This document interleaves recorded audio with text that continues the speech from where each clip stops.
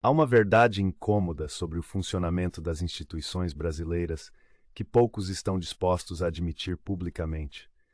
Você não pode ter 11 pessoas decidindo o destino econômico de 215 milhões de brasileiros sem que as tensões internas dessa corte eventualmente transbordem para a esfera pública.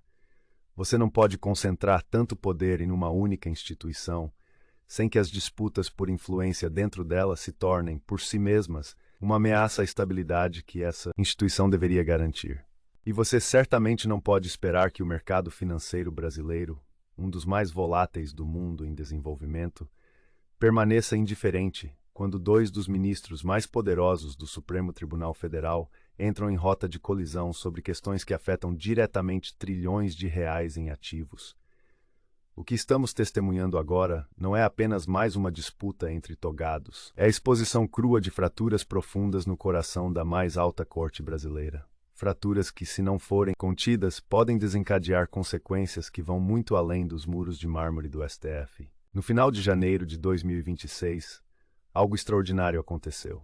O ministro Gilmar Mendes, conhecido por sua capacidade de articulação política e por nunca desperdiçar uma oportunidade de marcar posição, saiu publicamente em defesa do ministro Dias Toffoli. Não uma defesa tímida ou protocolar, uma defesa enfática, quase desafiadora, em um momento em que Toffoli se encontrava sob fogo cruzado de setores do mercado financeiro, da mídia econômica e de parte significativa da classe empresarial brasileira. A razão imediata para essa defesa, decisões recentes de Toffoli relacionadas a processos tributários que afetam algumas das maiores corporações do país. Decisões que o mercado interpretou como intervencionistas, imprevisíveis e potencialmente custosas para a arrecadação federal. Mas aqui está o que a cobertura superficial da mídia financeira está perdendo. Esta não é uma história sobre tributação.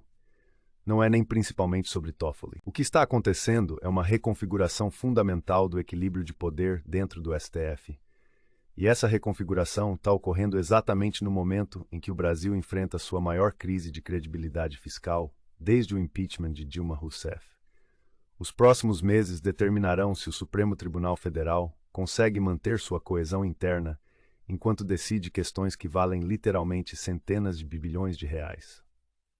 Ou se as guerras internas da Corte se tornarão mais um fator de instabilidade em uma economia já fragilizada por dívida pública crescente, juros estratosféricos e incerteza política crônica. Deixe-me levar você para dentro dessa história. Porque o que parece ser uma simples disputa entre ministros é, na verdade, um reflexo de tensões muito mais profundas sobre o papel do judiciário na economia brasileira, sobre os limites da discricionariedade judicial e sobre uma questão que o Brasil nunca resolveu adequadamente. Quem realmente governa este país? O executivo eleito? O legislativo fragmentado? Ou os 11 ministros não eleitos que cada vez mais têm a última palavra sobre praticamente tudo? Para entender o que está acontecendo agora, você precisa entender a dinâmica de poder dentro do STF nos últimos anos.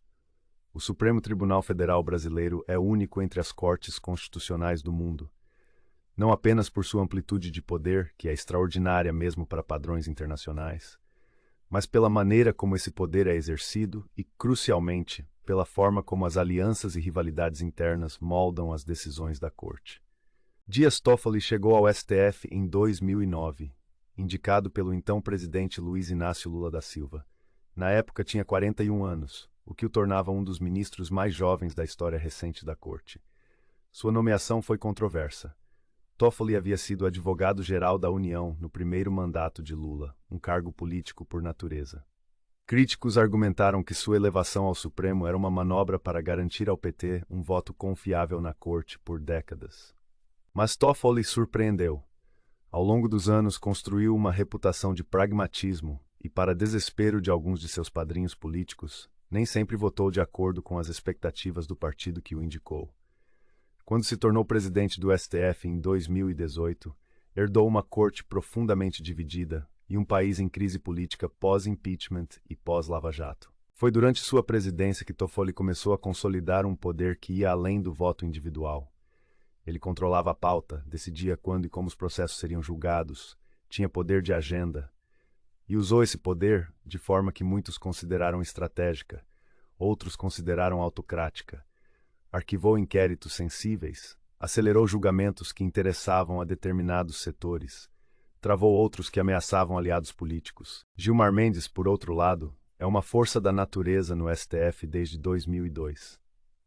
Indicado por Fernando Henrique Cardoso nos últimos dias de seu mandato, Mendes construiu ao longo de mais de 2 décadas uma influência que transcende sua posição formal na corte. Ele é conhecido por suas conexões políticas profundas em Brasília, por sua disposição de dialogar com todos os espectros políticos e, crucialmente, por sua capacidade de articular blocos dentro do STF para decisões estratégicas. Mendes e Toffoli formaram, ao longo dos anos, uma espécie de aliança tácita, não uma aliança ideológica. As posições jurídicas dos dois frequentemente divergem, mas uma aliança pragmática baseada no reconhecimento mútuo de que, juntos, eles controlam uma porção significativa do poder decisório da Corte.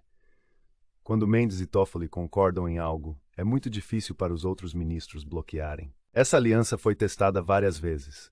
Durante a Lava Jato, quando o STF teve que decidir sobre prisões, delações e limites da investigação. Durante o governo Bolsonaro, quando a Corte se viu constantemente sob ataque do Executivo.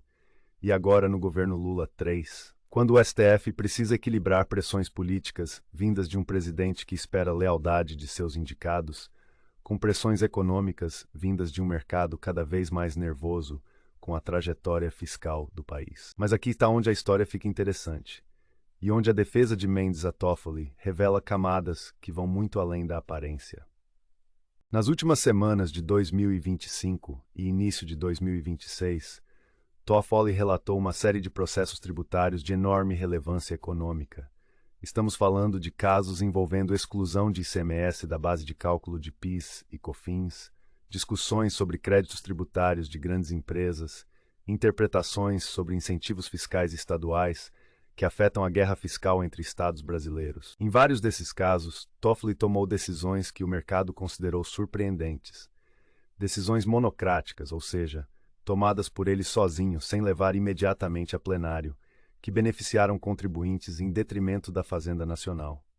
Em um caso específico, envolvendo uma grande montadora de veículos, a decisão de Toffoli potencialmente custaria aos cofres públicos algo entre 8 e 12 bilhões de reais em arrecadação futura. A reação foi imediata. O Ministério da Fazenda, comandado por Fernando Haddad, entrou em modo de alarme. Procuradores da Fazenda Nacional começaram a articular recursos. A mídia econômica começou a publicar análises críticas.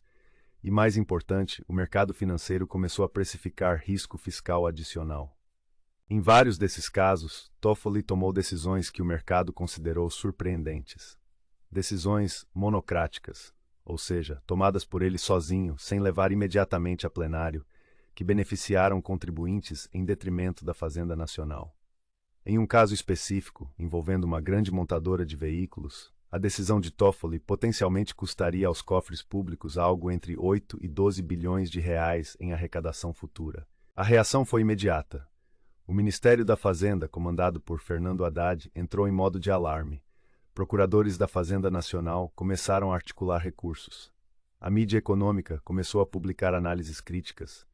E, mais importante, o mercado financeiro começou a precificar risco fiscal adicional. O dólar, que já vinha pressionado por fundamentos ruins da economia brasileira, subiu.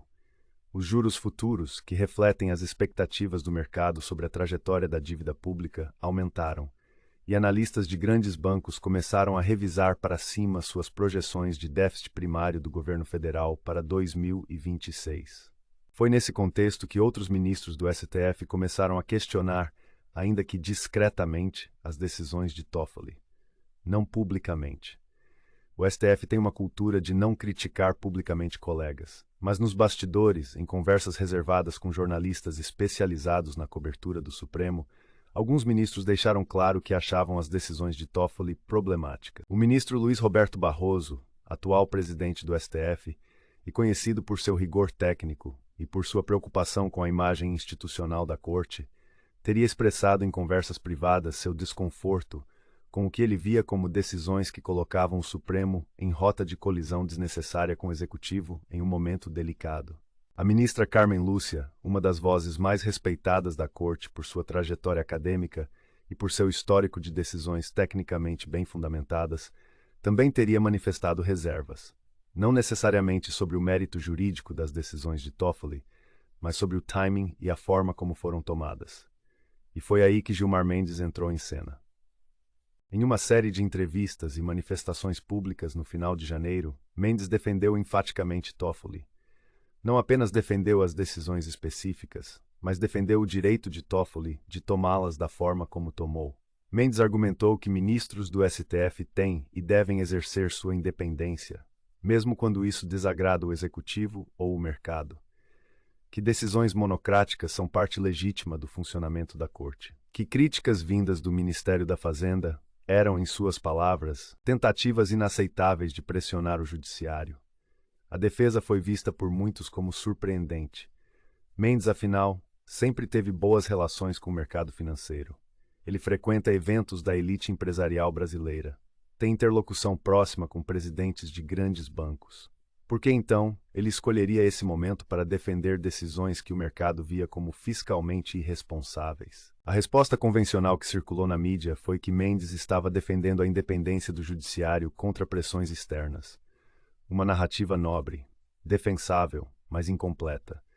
Porque o que essa narrativa perde é a dinâmica de poder dentro do STF e o cálculo político de longo prazo que Mendes está fazendo. Aqui está o que realmente está acontecendo. Gilmar Mendes entende que o STF está sob pressão crescente de múltiplas direções. Do Executivo, que quer previsibilidade e alinhamento em questões fiscais, do Legislativo, que ressente cada vez mais o que vê como usurpação de seu papel por uma corte ativista, e da sociedade civil, onde crescem movimentos tanto pela direita quanto pela esquerda, questionando a legitimidade de um poder não eleito ter tanta influência sobre políticas públicas. Mendes sabe que, em um ambiente de pressão crescente, a coesão interna do STF é fundamental. Se os ministros começarem a se criticar publicamente, se as fraturas internas ficarem expostas, a Corte perde poder institucional. Os ataques externos se intensificam. A capacidade do Supremo de manter sua posição privilegiada no sistema político brasileiro fica ameaçada. Ao defender Toffoli publicamente, Mendes está enviando uma mensagem para dentro e para fora do STF. Para dentro está dizendo aos outros ministros que ataques a um membro da Corte serão respondidos, que há solidariedade institucional, que críticas devem ficar nos bastidores. Para fora, está projetando uma imagem de unidade, mesmo que artificial. Mas há outra camada, uma camada que tem a ver com o equilíbrio de poder dentro da própria Corte. O STF atualmente tem uma composição que reflete as indicações de 4 presidentes diferentes: Lula, Dilma, Temer e Bolsonaro. Cada presidente tentou, com maior ou menor sucesso, indicar ministros que refletissem suas preferências ideológicas e políticas. O resultado é uma corte profundamente heterogênea, sem um bloco ideológico claro dominante. Nesse contexto, alianças táticas se tornam cruciais. Mendes e Toffoli juntos representam uma força formidável. Ambos são articuladores natos. Ambos têm redes de influência que vão muito além da corte. Ambos entendem que, em um ambiente político fragmentado, poder é sobre coalizões, não sobre posições individuais. Ao defender Toffoli neste momento, Mendes está consolidando essa aliança. Está garantindo que, quando ele precisar de apoio em questões futuras, Toffoli estará ao seu lado. Está sinalizando para outros ministros que qualquer tentativa de isolar Toffoli terá que passar por ele. Mas aqui está onde essa guerra de bastidores começa a ter consequências que vão muito além do prédio do STF, porque o mercado financeiro brasileiro está assistindo. E está tirando conclusões. Os investidores institucionais que movimentam bilhões de reais todos os dias no mercado brasileiro não são ingênuos. Eles entendem política, eles entendem dinâmicas institucionais, e eles estão vendo um STF cada vez mais dividido, tomando decisões cada vez mais imprevisíveis sobre questões que afetam diretamente a arrecadação fiscal do governo federal. Vejamos os números. A dívida bruta do governo brasileiro, atualmente, está em aproximadamente 78% do PIB. Isso coloca o Brasil entre os países emergentes mais endividados do mundo. A título de comparação, o México tem uma dívida pública de cerca de 50% do PIB. O Chile, 40%. Mesmo a Argentina, em sua crise perene, tem dívida pública menor que a brasileira em proporção do PIB. O Brasil paga, em média, cerca de 7% do PIB só em juros da dívida pública anualmente. Isso é mais do que o país gasta em educação e saúde combinados. É uma sangria fiscal constante que limita dramaticamente a capacidade do governo de investir em infraestrutura, em programas sociais, em qualquer coisa que não seja o serviço da dívida. Para manter essa dívida sob controle, o governo precisa gerar superávites primários, ou seja, arrecadar mais do que gasta antes de contar os juros. Mas o Brasil não consegue fazer isso consistentemente há anos. O déficit primário do governo federal em 2025 foi de aproximadamente 120 bilhões de reais. As projeções para 2026 apontam para um déficit similar, possivelmente maior, se o crescimento econômico desacelerar conforme esperado. Nesse contexto, cada real de arrecadação importa, e decisões judiciais que reduzem a arrecadação em bilhões de reais não são apenas questões técnicas de direito tributário. São questões que afetam a sustentabilidade fiscal do país. São questões que o mercado precifica no câmbio, nos juros, no risco país. Quando Toffoli toma uma decisão que potencialmente custa 10 bilhões de reais em arrecadação, o mercado não vê apenas uma decisão judicial. Vê mais um buraco no orçamento já deficitário. Vê menos margem para o governo cumprir metas fiscais. Vê mais risco de que a dívida continue em trajetória ascendente insustentável. E quando Gilmar Mendes defende essa decisão publicamente, o mercado ouve uma mensagem ainda mais preocupante. Ouve que o STF, ou pelo menos uma parte significativa dele, não está levando em conta as consequências fiscais de suas decisões. Que há uma desconexão entre o que a Corte julga ser juridicamente correto e o que a economia brasileira pode suportar. Isso se reflete em preços. Nos primeiros dias após a defesa de Mendes a Toffoli, o dólar subiu aproximadamente 3% em relação ao real.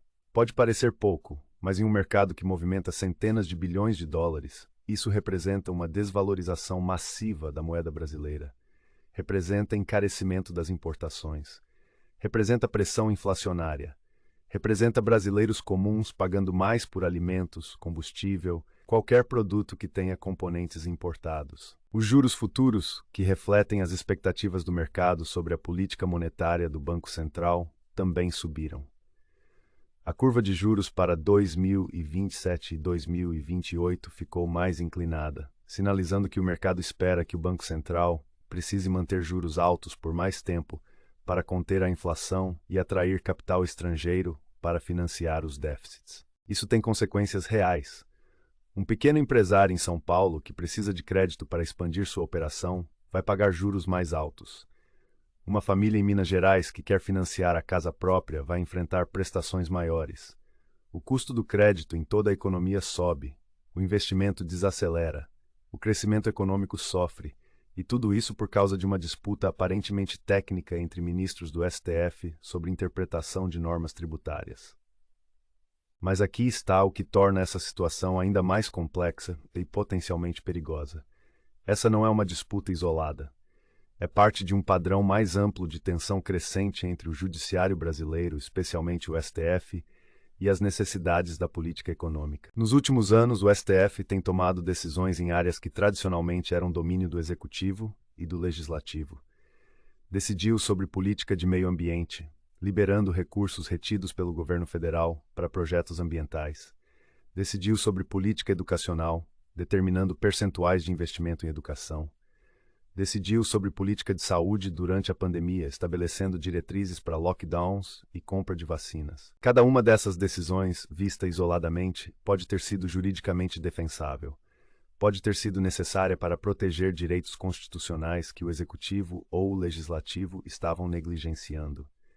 Mas o efeito cumulativo é que o STF se tornou um ator de veto poderoso em praticamente todas as áreas de política pública. E aqui está o problema fundamental.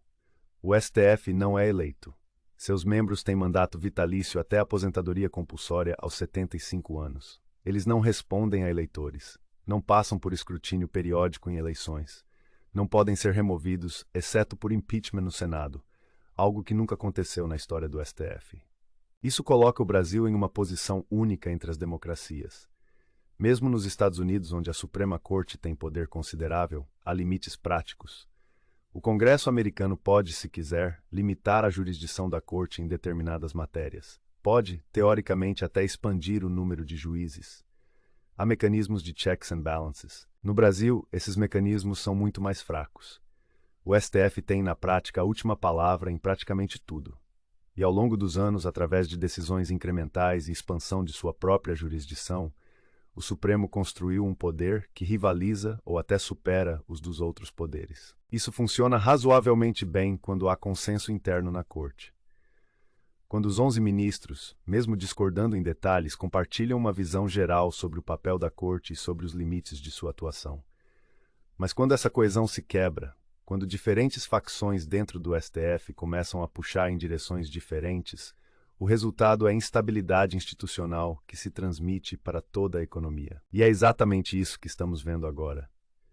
A defesa de Mendes a Toffoli não é apenas sobre decisões tributárias específicas. É um sintoma de divisões mais profundas na Corte sobre questões fundamentais, sobre até onde o STF deve ir em seu ativismo judicial, sobre se a Corte deve levar em conta consequências econômicas e fiscais de suas decisões, ou se deve se ater estritamente a considerações jurídicas, sobre se o STF tem alguma responsabilidade em relação à governabilidade do país, ou se sua única responsabilidade é com a Constituição, conforme cada ministro a interpreta. Essas não são questões triviais. São questões que vão ao coração do que significa ter uma democracia constitucional funcional. E o Brasil está lutando para encontrar respostas. Considerem a perspectiva do Executivo. O presidente Lula, em seu terceiro mandato, herdou uma situação fiscal terrível. A pandemia destruiu as contas públicas. O governo Bolsonaro deixou uma trajetória de dívida insustentável.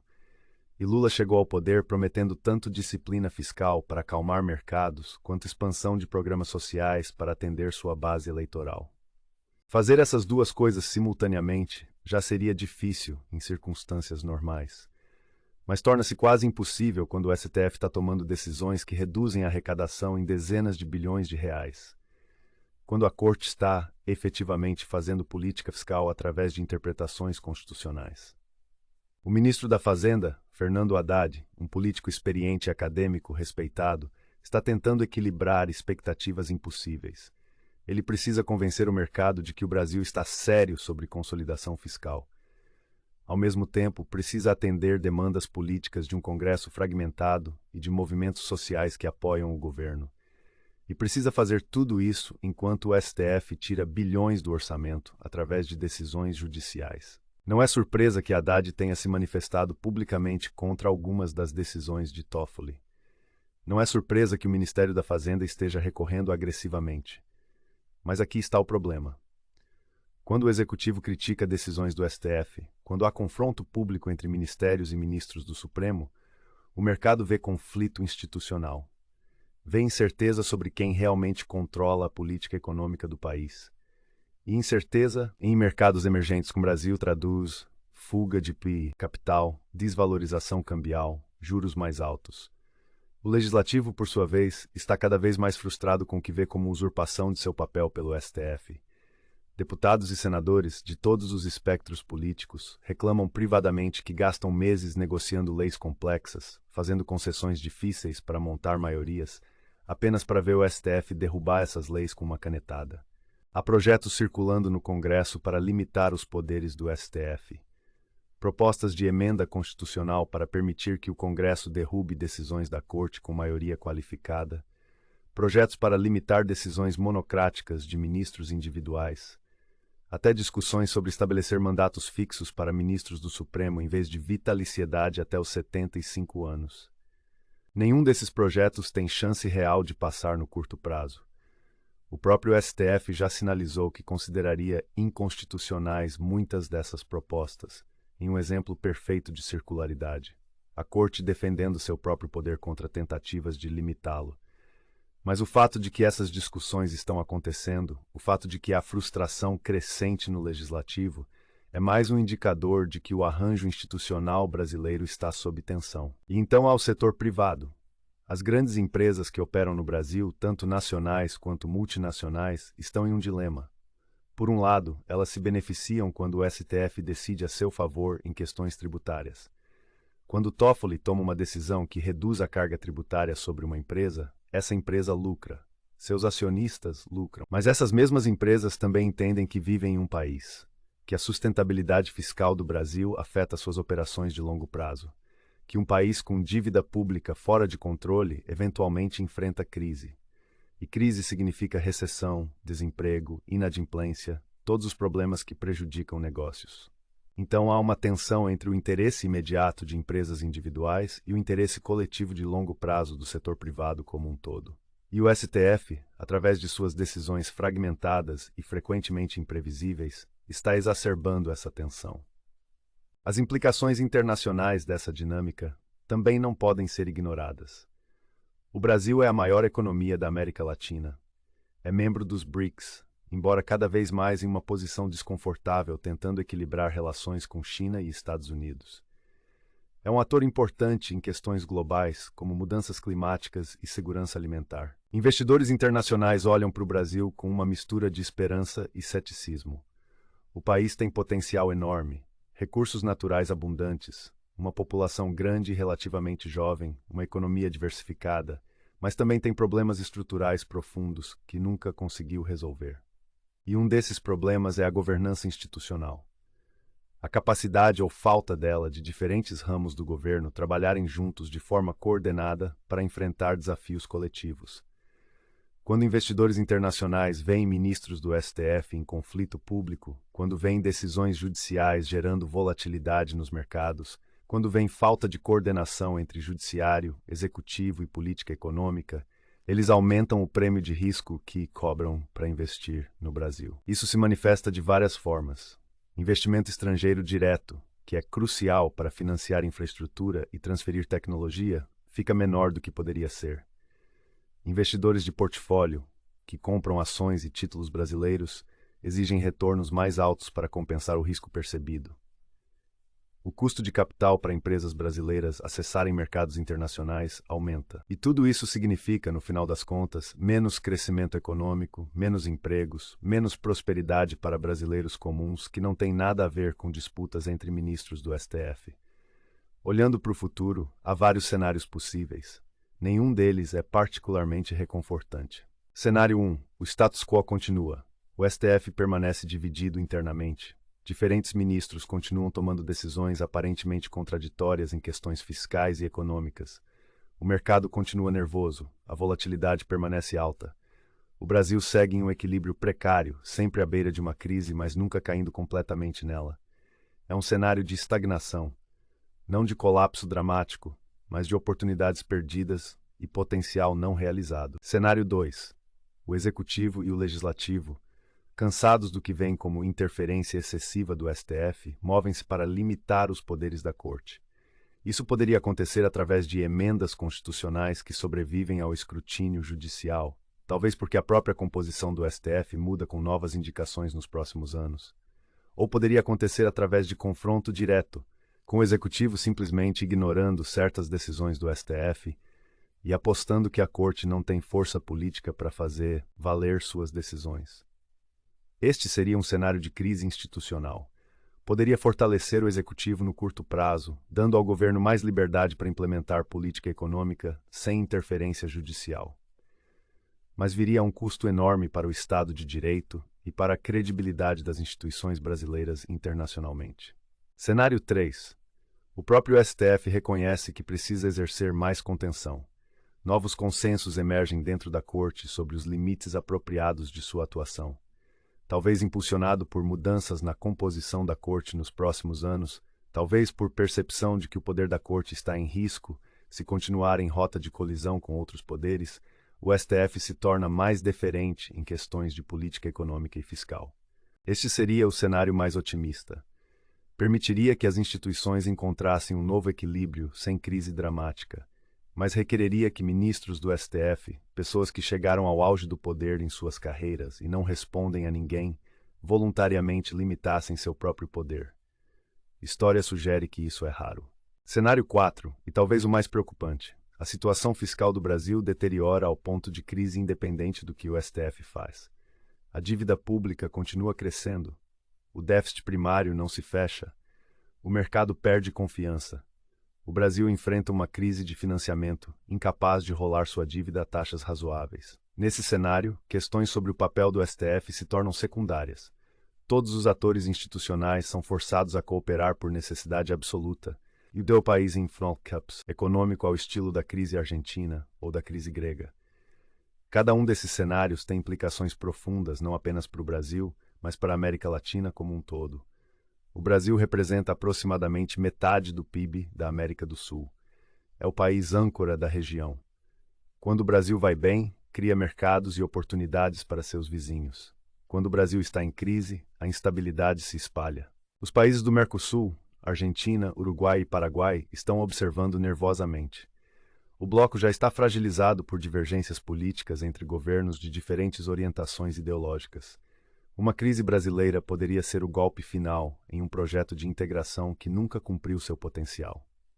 O Chile e a Colômbia, economias que têm suas próprias fragilidades, olham para o Brasil como um termômetro para a região. Se o Brasil, com toda a sua escala e recursos, não consegue acertar a governança econômica, o que isso diz sobre as perspectivas para economias menores? E a dimensão geopolítica. A China é o maior parceiro comercial do Brasil. Os Estados Unidos são o maior investidor estrangeiro. O Brasil tem tentado com dificuldade crescente manter boas relações com ambos, em um momento de competição intensificada entre as duas superpotências. Uma crise institucional e econômica no Brasil reduziria sua capacidade de manter esse equilíbrio. Um Brasil enfraquecido seria mais suscetível a pressões de ambos os lados. Seria um ator menor em fóruns internacionais como os BRICS ou a OMC. Seria menos capaz de liderar em questões globais, onde tem autoridade moral e prática, como preservação da Amazônia. Então as apostas não são apenas domésticas, são regionais e globais. Voltando à questão imediata da defesa de Mendes a Toffoli, o que observar nos próximos meses? Primeiro, observem as próximas decisões de Toffoli em casos tributários pendentes. Há dezenas deles na fila. Se ele continuar tomando decisões que o mercado interpreta como fiscalmente custosas, e se Mendes continuar defendendo essas decisões, isso sinaliza que a aliança entre os dois é forte e que eles estão dispostos a enfrentar pressão do mercado e do governo. Segundo, observem como outros ministros reagem. Barroso, como presidente do STF, tem poder de agenda. Ele pode escolher levar certas questões ao plenário rapidamente, forçando votações que podem reverter decisões monocráticas de Toffoli. Ou pode deixar as decisões de Toffoli ficarem sem contestação interna. Sua escolha revelará muito sobre a dinâmica de poder dentro da corte. Terceiro, observem o mercado. Se o prêmio de risco do Brasil continuar subindo, se o dólar continuar enfraquecendo, se os juros futuros continuarem aumentando, eventualmente haverá consequências políticas. O governo Lula enfrentará a pressão crescente de sua própria base, que sofrerá com inflação mais alta e crescimento mais lento, e essa pressão poderá levar a confrontos mais diretos com o STF. Quarto, observem o Congresso.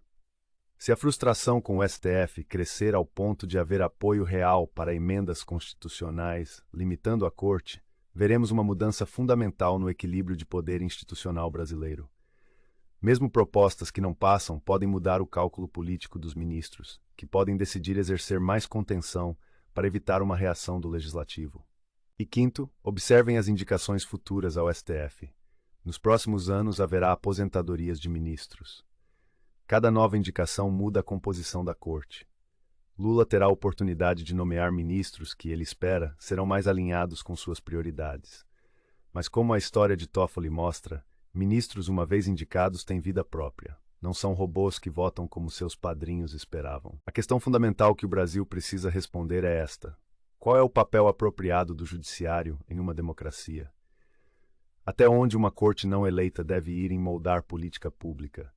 Como equilibrar independência judicial, que é essencial para o Estado de Direito, com algum grau de responsabilidade democrática? Diferentes democracias respondem essas perguntas de formas diferentes.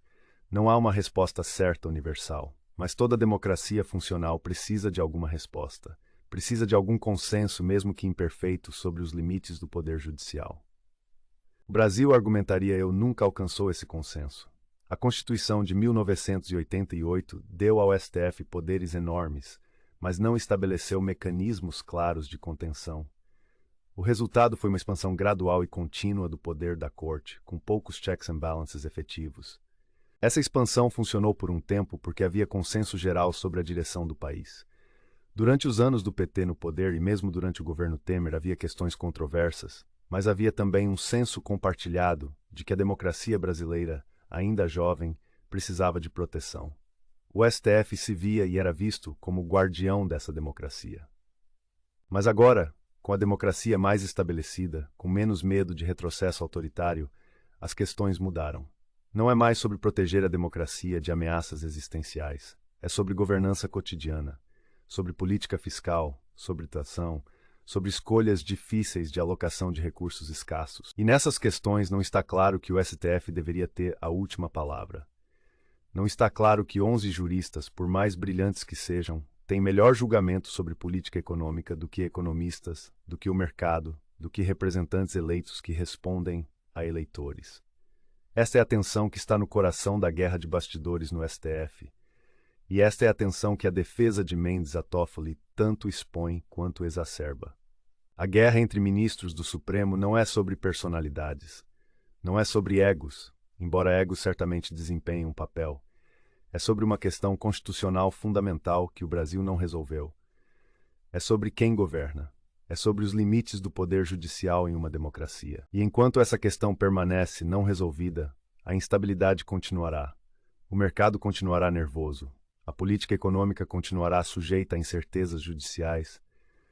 E o Brasil continuará desperdiçando seu potencial em disputas institucionais que poderiam ser evitadas com clareza constitucional e consenso político. O custo dessa instabilidade não é pago pelos ministros do STF, que têm salários vitalícios e benefícios generosos independentemente do que aconteça com a economia.